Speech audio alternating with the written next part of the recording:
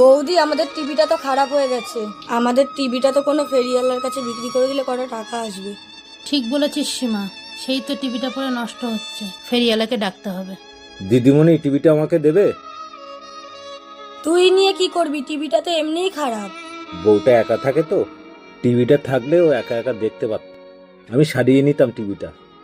ঠিক আছে, আরও তুই নিয়ে যা, সাবধানে যাস। দিদিমণি, তাহলে টিভিটা নিয়ে যাই? ঠিক আছে, নিয়ে যা, বৌদি তো বলেই দিল। কিরে, আজকে এত দেরি হলো কেন? আমার বউ বাপের বাড়ি যাবে তো, সেই জন্য একটু গুছিয়ে দিচ্ছিলাম। দিদিমণি, একটা কথা বলবো? হ্যাঁ, বল। আপনার কাছে পুরনো একটা শাড়ি হবে? আমার বউর জন্য, ও বাপের বাড়ি যাবে তো, ওর ভালো শাড়ি নেই। একটা শাড়ি দিলে ও পরে যেতে পারতো। সবাই নতুন শাড়ি পরে বিয়েতে ঘোরে তো, ওর খুব ইচ্ছা হয়। একটা পুরনো শাড়ি দেবে? না না, আমার কাছে পুরনো কোনো শাড়ি নেই, আমার কাছে সব নতুন শাড়ি আছে। এক গিয়ে বৌদির কাছে আছে নাকি? ঠিক আছে।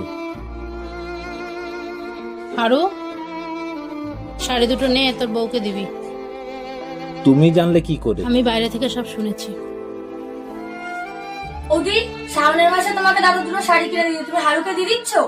এই শাড়ি দুটো আমি পরি না, এরকম শাড়ি আমার আলমারিতে অনেক আছে। আরও শাড়ি দুটো তুই নিয়ে যা। ঠিক আছে বৌদি। আরও আমাদের বাড়িতে কত বাড়তি কাজ করে দেয়, কখনো তো বলে না যে আমার মাইনে বাড়িয়ে দাও, বোনাস দাও। কখনো তো বলে না। মুখের দিকে তাকিয়ে দেখেছিস ও কত খুশি হয়েছে।